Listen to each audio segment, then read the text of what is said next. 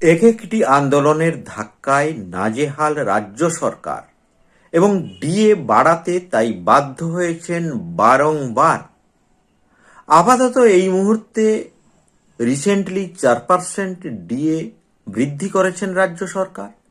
Total 10% DA পাচ্ছেন রাজ্য সরকারি কর্মচারী তথা শিক্ষকেরা। কিন্তু এখনো কেন্দ্রীয় সরকার বা অন্যান্য রাজ্য সরকার যে ভাবে ডিএ প্রদান করছেন তার ধারে কাছেও পৌঁছতে পারেননি পশ্চিমবঙ্গের সরকার।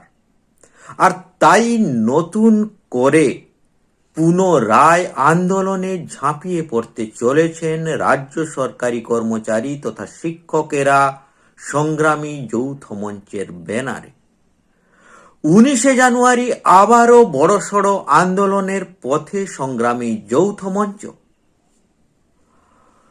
আপাতত সামনে লোকসভার ভোট এবং এই লোকসভা ভোটের আগে যাতে রাজ্য সরকার বাধ্য হয়, প্রবল চাপে পড়ে যাতে ডিএ দিতে বাধ্য হয়, তার জন্য ঝাঁপিয়ে পড়তে চলেছেন রাজ্য সরকারি কর্মচারী তথা শিক্ষকেরা।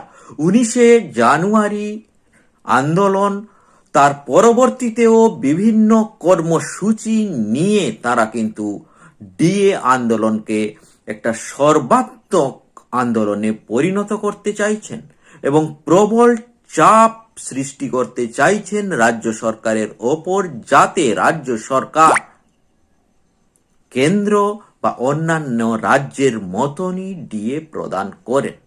আন্দোলনের পথে যদি রাজ্য সরকারি কর্মচারীরা এগিয়ে যান, সেক্ষেত্রে লোকসভা ভোটের আগে 10 থেকে 15% পর্যন্ত ডিএ দিতে বাধ্য হবেন রাজ্য সরকার। তবে সেক্ষেত্রে আন্দোলন বা বিভিন্ন কর্মসূচি এগুলোকে কিন্তু এগিয়ে নিয়ে যেতে হবে এবং সুপরিকল্পিতভাবে রাজ্য সরকারের উপর চাপ প্রদান করতে হবে।